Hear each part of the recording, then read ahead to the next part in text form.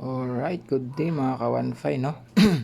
So ngayon ay meron kaming ite-testing na board. So actually is yung board natin, yung custom board is nabenta na namin sa Shopee tsaka sa aming page, no?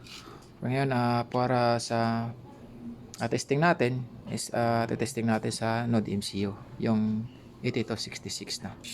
Yan yung ating setup mga ka-1Fi, no? Using Hex GR3. Yan. So, meron tayong Hex. Yung sa board natin, nakakabit yung ating lead frame, tsaka coin slot.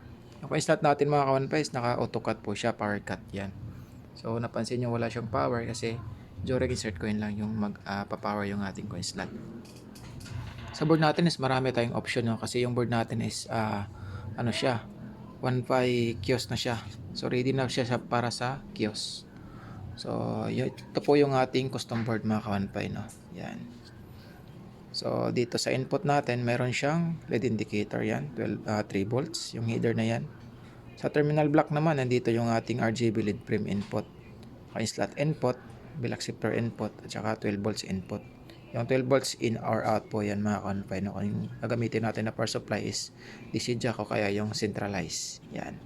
Sa board, meron din tayong night lead mga ka-1.5 yan. 12 volts po yung night lead niya.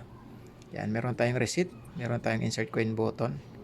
Tsaka yung ating hopper mga ka-1.5 nandito, bali dalawa. Yung kulay white na header is para po yan sa coin hopper.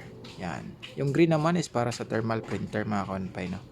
Kasi itong board nito mga ka-1.5 is customize namin talaga para sa 1.5 kiosk. Yan. So gumagana din naman ito mga ka-1.5 sa traditional setup ng 1.5, yung pinakaunang release ng developer natin. Yan. Yung traditional, yung gagamitin natin ngayon, testing natin is traditional lang muna kasi wala pa tayong kompleto na pyesa para sa ating kiosk. Yan. So nag-order pa ako ng SSR para dito sa ating hopper. Yan. So itong board natin mga ka-1.5 is meron din siyang time delay on. Yan. Yung time delay niya is 24 seconds. Yan. So papakita natin mamaya during testing, no? Yung kanyang delay. So yun. Yung gagamit naman dito na Node MCU mga ka-1.5 is 38 pins na ASP32 at saka 30 pins na ASP8266 Node MCU. Yan, hindi po yun pwede yung ASP32 na 30 pins mga ka-1.5. So sorry po, is hindi po siya supported dito sa ating board. Yung supported lang po is papakita ko sa inyo. Yan, yung Node MCU. Yan, 30 pins at saka itong ASP32 na 38 pins. So kulay yellow po yung header pag bumili ko sa Shopee mga ka-1.5, no? Yan po yung supported natin sa board. Yung sa 1.5 sa LAN module naman mga ka-1.5 is pwede siyang yan, yung W5500 na light, yung maliit. Tsaka yung kulay blue. Yan. So na dito naman yung kanyang slot mga ka-1.5. Yun.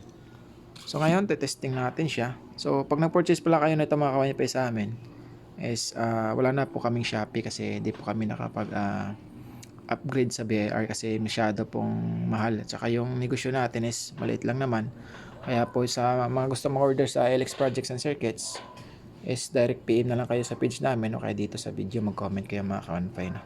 So papadalan din po kayo namin mga ka-1.5 pag nag-purchase kayo ng board ng schematic diagram, wiring diagram. So yung mga ganito mga ka-1.5, no? So nandito po lahat yung mga connection nya, papakita namin. So printed na po to. Kasama po dyan sa ating custom board at saka yung kanyang stand off, no? Nandyan na rin yung 4. So bali ganito mga ka-1.5, no? So ngayon testing natin siya sa traditional setup ng ating 1.5. Yan. So bago yon, ipa-power off muna natin yung ating custom board para makita natin yung kanyang delay on. Yan. So bubunutin ko lang yan. So yung unang version nito mga ka-1.5, yung delay on niya is 24 seconds pero di pa nagpa-power yung kanyang LED frame at saka yung kanyang board talaga. Yung second version naman is yung ganito. Yan, so konti lang yung nagbago. So during on niya is mag-on din yung ating LED frame. Dito is nakasabay yung LED frame sa time delay on niya. So dito naman is naka-steady na yung LED frame at saka pa mag-on yung ating Node MCU sa kanyang delay. Yan, so papakita natin mga ka-1.5, no? So pa-plug ko to. Yan, so naka-plug na yan. Napansin natin is wala pang power yung ating board, no? Di pa naka-on yung ating LED frame. Doon sa isang version mga ka-1.5, so during on natin is nag-on na agad yung kanyang LED frame. Pero yung Node MCU doon is hindi pa. So dito, mag-on lang yung NodeMCU during after ng delay on niya. So naka-plug na yan, 24 seconds, mag-on na yung ating board. Yun mga ka-1.5 no. So yung coin slot, steady, hindi siya naka-on kasi power cut po siya. Yun. So ngayon, testing natin siya mga ka-1.5 no. So unang testing natin is ESP82 NodeMCU. Yan. So kuha lang tayo ng isang phone. So madali lang naman yung connection mga ka-1.5 kasi may guide naman tayo. So yung board natin is para talaga sa 1.5 kiosk. So ginawa namin siyang universal para magamit din sa traditional setup ng 1.5. Yun. So connect lang tayo. Open tayo ng 1.5 natin, wifi natin. Yan yung aking EP. Yung pangalan niya is Amber Piso Wi-Fi. So yan yung ating portal mga ka-1.5 no, yung basic portal ng ating software. Yan. So ngayon maghuhulog tayo. Meron ako ditong coins 20. Isang 20 pesos, isang 10 pesos na luma. Bago, lumang 5. Tsaka bagong 5 din, tsaka piso na dalawa. Yan. Hulog natin lahat yan. So mag-insert coin na ako mga ka-1.5. So mag-on na yung ating coin slot. Yan. During insert coin. Tsaka yung ating lead frame, yung traditional niya na pag nag-insert coin, mag-blink po siya. So try natin. Insert coin. Good. So, power na. 20 pesos.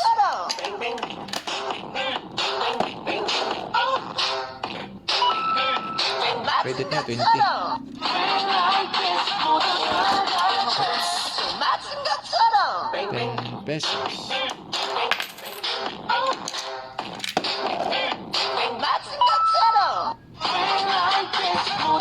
10 pesos ulit. So 30 na yung credit niya.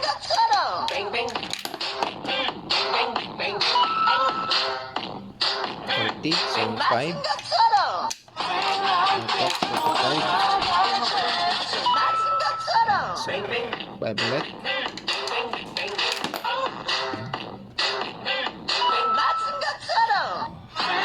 Na isang piso.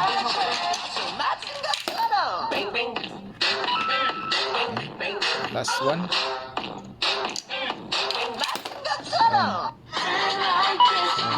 Ito na lahat mga ka-1.5 na. So 52 pesos lahat ng credit niya. Pasensya na kasi walang mabibideo kaya unti-unti nating hinulog yung barya. So test down lang tayo. Yun, so nakapatay na yung ating coin slot, tsaka naka-running lead na yung ating lead frame. So connected na po tayo mga ka-1.5. Meron na po tayong time. Yan.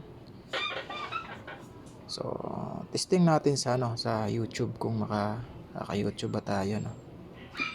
So play tayo ng YouTube. So meron tayo dito.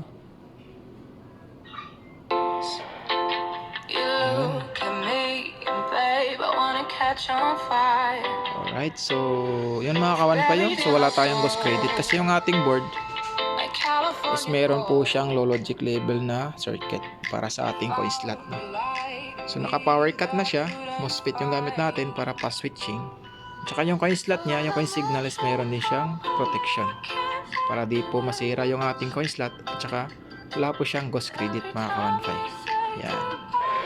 So yun po yung ating custom board sa ating 1.5 So all-in-one custom board para sa 1.5 kiosk at saka sa ating traditional 1.5. Yan. Sa likod mga ka-1.5 yung ating board is nandito po yung pin configuration ng settings natin. Yan. So click na lang yan dyan. Pag nag-configure kayo ng anyong 1.5 system no. So nandito po lahat yun mga ka-1.5. Yan. So next up natin mga ka-1.5 is yung ESP32 naman yung ating ito-testing. So actually is gumagana naman po siya lahat So papakita lang namin pa rin para meron kayong reference no. Yan. So yun lang mga ka-1.5 no. So maraming salamat. So gusto mag-avail is PM lang kayo o kaya mag-PM kayo sa aming page sa LX Projects and Circuits o kaya dito sa video na to mga ka-1.5. So ayun. So goods na goods yung ating 1.5 custom board. Yan. So maraming salamat mga ka-1.5 hanggang sa muli.